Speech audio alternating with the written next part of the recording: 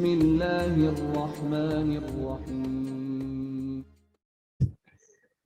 Muhasabah itu kalau Kiai Jawa maknani itu ngoreksi diri sendiri. Jadi menghitung diri sendiri. Ini pas bidang yang saya tekuni tadi karena Habib Ahmad yang minta kemarin sama Ibu siapa dari Indonesian Power itu. Ibu Lia, saya turutin sekaligus saya sambil belajar terus tentang muhasabah. Dalam konteks Indonesia, muhasabah itu sudah jadi perilaku ya. Karena dulu orang tua saya, guru-guru saya kalau ngandani itu, bayangkan kalau kamu jadi dia. Jadi misalnya kita mentang-mentang atasan, otoriter sama bawahan, bayangkan kalau kamu jadi yang bawahan itu, kayak apa? Laukun tamakanah, kalau orang Arab bilang, bayangkan kalau kamu di posisi dia. Makanya guyonannya orang-orang Indonesia itu kan, orang ngaramkan judi gitu, bareng dikasih tahu. Tapi yang menang anak jenengan, alhamdulillah. Ternyata ngaramkan itu karena ada anaknya. Kalau anaknya yang menang ya senang. Meskipun itu guyonan, tapi saya punya padanan itu dalam kitab Hikam. Nabi Ibrahim itu Khalilur Rahman, tentu bencinya minta ampun sama yang namanya maksiat. Suatu saat beliau diterbangkan di alam malakut. Itu kalau di Hikam saya halaman 15 juga. Saya masih ingat betul. Mungkin kalau Anda beda halaman karena beda cetakan. Atau enggak punya kitabnya. Atau punya tapi tidak bisa baca. Nah itu jadi berbagai kemungkinan. Atau punya tidak bisa baca tapi dianggap jimat. Atau digo pencitraan. Banyak itu kaji-kaji tidak bisa baca kitab tapi di ruang tamunya kitabnya besar-besar. Pencitraan itu. Tapi ya bagus lah, nggak apa-apa untuk syiar. Setelah diterbangkan di alam malakut, diperlihatkan sama Allah. Ada orang pezina, ada orang syaribul khomri, ada orang mabuk, ada orang macam-macam. Allah tanya sama Nabi Ibrahim, bagaimana pendapat kamu Ibrahim tentang mereka yang maksiat? Kata Nabi Ibrahim, ya Allah habisi saja mereka. Mereka hidup di bumi engkau, makan rezeki engkau, kemudian mereka tidak taat sama engkau. Singkat cerita di fase itu, saya ulang lagi di fase itu, Allah nurutin. Sampai sekian peristiwa, mungkin 3 atau 4. Sudah, setelah sekian tahun Nabi Ibrahim lupa peristiwa itu, kemudian beliau diminta menyembelih anaknya. Ini versi kitab Hikam. Memang versinya banyak tentang kenapa Nabi Ibrahim disuruh menyembelih anaknya. Ketika mau menyembelih anaknya, Nabi Ibrahim ragu. Huwa samratu fuadi. Anak saya ini buah hati saya, kenapa engkau suruh menyembelih? Terus kata Allah, apa kamu tidak ingat ketika kamu saya angkat di alam malakut, kemudian kamu usul bunuh-bunuh, saya tidak mempertimbangkan usul Anda, tapi kenapa sekarang saya merintahkan kamu mikir? Gitu. Terus, ya karena ini anak saya ya Allah. Terus kata Allah, rumang samu wong sumpukon mata ini gak gawean kau sing gawe kowe enak wae usul mata ini. Jadi saya yang bikin kemudian Anda enak aja usul membunuh. Semenjak itu Nabi Ibrahim itu di eranya itu asfaqun nas, orang paling sayang sama manusia. Karena kadang kita keras itu ya kebetulan itu udah anak kita, ada keluarga kita.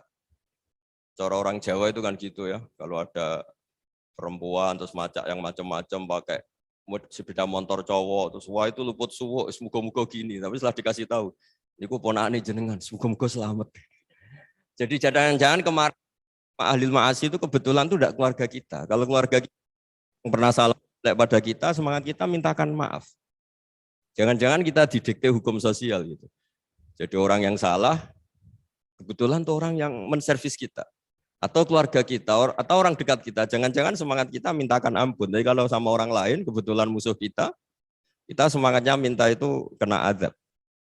Nah ini yang nggak boleh dalam Islam. Islam mengajarkan niru Rasulullah SAW, Nabi itu rahmatal lil alamin. Bahkan kemarin saya ngaji virtual sama beberapa habaib, ada Habib Ali Al-Jufri dari Mesir, ada Habib Alwi dari Kuitang, ada Habib Nabil Al-Musawa. Dari sekian habaib itu saya masih ingat diantaranya yang didawuhkan rahmatan lil alamin itu ketika Nabi adzahu qaumuh disakiti oleh kaumnya dan itu mereka masih kafir semua. Itu mereka dapat doanya Nabi Allah mahdi qaumi fa innahum la ya'lamun. Kayak apa baiknya Nabi, orang yang menyakiti, yang melukai, ya, tapi Nabi masih berdoa mahdi qaumi fa innahum la ya'lamun.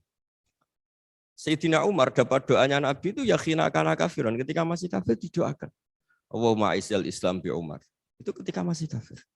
Itu pelajaran bagi kita bahwa yang sedang tidak cocok pun itu berdapat doa kita.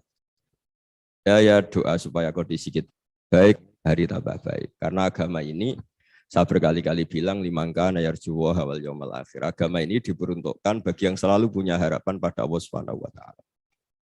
Saya cerita muhasabah ini tentang hubungan kita dengan Allah. Di Indonesia itu banyak orang fasik, banyak orang nakal. Ya di mana-mana orang nakal itu ya mayoritas wa aksaruhum fasikun. Tapi berkahnya harapan. Mungkin saya kira nakal sok benda, mungkin saya kira sholat sok ben sholat, mungkin sekarang belum sakho, belum dermawan, suatu saat dermawan. Barokahnya itu kefasikan ini dianggap sementara.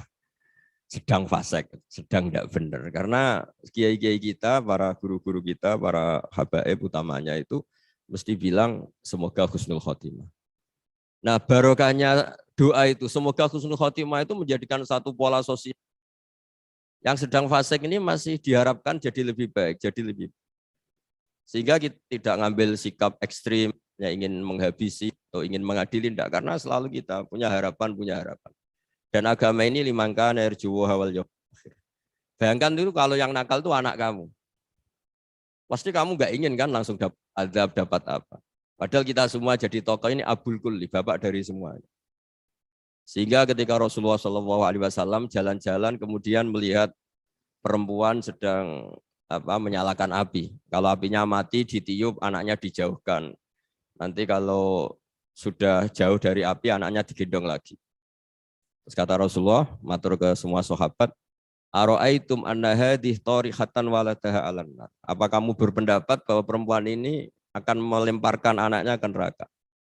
Tidak ya Rasulullah. Tidak akan seorang ibu melemparkan anaknya ke api. Terus kata Rasulullah, Allahu arhamu min hadih biwaladiha. Allah lebih rahman, lebih rahim dibanding orang tua ini kepada anaknya.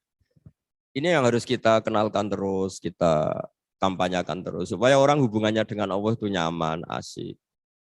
Sehingga dengan demikian selalu ada harapan bahwa yang sedang nakal ini suatu saat tobat.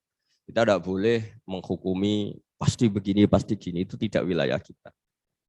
Itu juga yang dicontohkan Rasulullah SAW.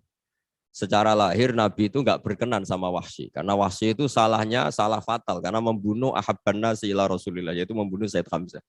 Jadi ketika Wahsy tobat, Nabi itu nerima tobatnya. Dan ketika beliau dengan basariyahnya agak siap ketemu Wahsy karena harus ingat Sayyid Hamzah, basariyahnya diturutin. Oke, kamu iman, saya turutin, tapi jangan sering ketemu saya. Karena kalau ketemu kamu, saya masih ingat sama paman saya, Sayyid Hamzah. Kita bisa ngelola seperti itu. Kita tidak cocok sama orang, bagaimanapun mereka umat Rasulullah SAW, kita tetap mencintai mereka. Misalnya kalau beda agama, mereka sama-sama orang Indonesia, kita mencintai mereka atas nama warga Indonesia. Tapi kalau misalnya potongannya ora cocok, beda kultur, bawaannya itu mangkel no coro Jawa, ya bisa diilmoni, jangan ketemu. Wong sudah tidak cocok, ingin ketemu nyari solusi. Roh ini tok seneng itu kan ya repot itu. Ya sudah kalau nggak mati cocok ya jangan sering ketemu.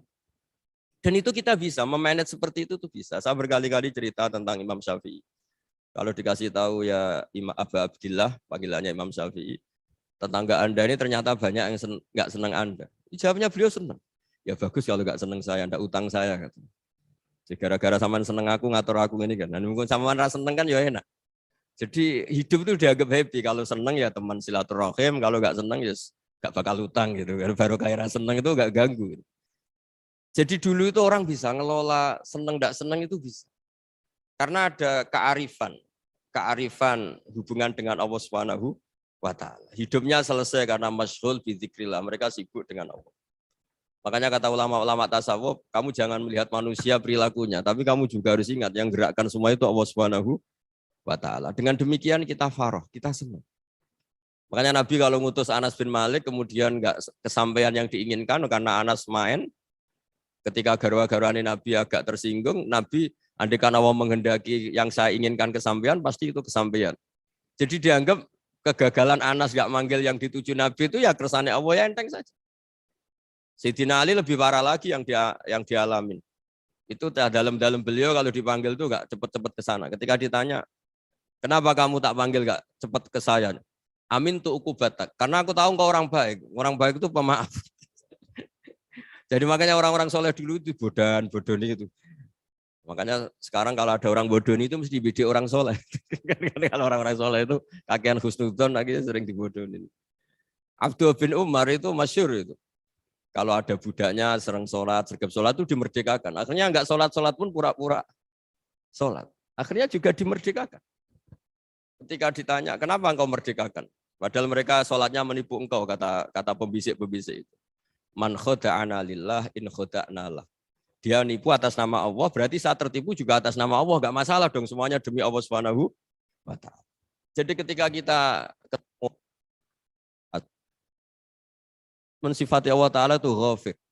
Allah pemaaf.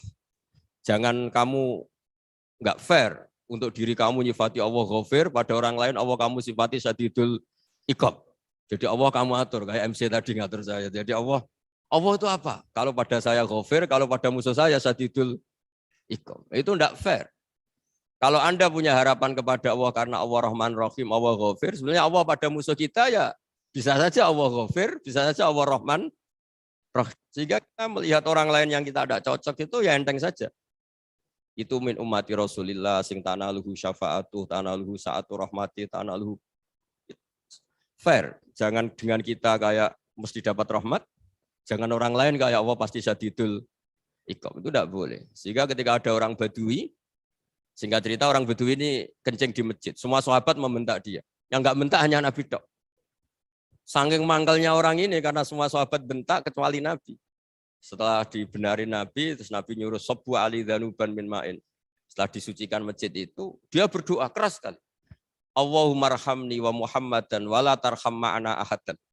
Ya Allah, yang berhak dapat rahmatmu hanya saya dan Nabi Muhammad, yang lainnya jangan. Karena yang lainnya tuh jengkelin, gitu aja saya salah dimarah-marahin. Jadi kalau kamu doa terbatas ya kayak orang Bedui ini, kayak orang Arabi. Apa kata Nabi? Laqad tahajjarta wasi'an. Allah yang rahmatnya luas menjadi kamu sempitkan. Karena kamu mau atur Allah hanya Rahman pada Indonesian Power, pada NU, pada kita yang orang lain nggak perlu dapat. Itu kan kasihan Islam karena Islam terus nggak dimiliki semua orang. Allah nggak dimiliki semua orang. Rasulullah nggak dimiliki semua orang karena dipek NU, dipek ormas tertentu, dipek nggak boleh seperti itu. Nggak boleh takhasyar tawasian kata Nabi, nggak boleh mempersempit zat yang rahmatnya itu luas. Dan ini semoga etika ini kita pakai di Indonesia. Yang sedang fase kita harapkan lebih baik. Yang sedang nggak dapat hidayah kita doakan dapat apa? Hidayah. Masyhur kan, makanya tadi saya mohon sama Habib Ali supaya Habib Ahmad supaya tetap mahalul qiyam, tabaruk sama Habib Ali. Di antara doa-doa di Simtud Duror masyhur itu antuqa bilal mudhniba minnah bil ghufran wal musi'ah bil ihsan. Jadi harapannya para habaib, para orang-orang baik dulu ya semoga yang dosa itu dimaafkan, yang sedang salah dibuka,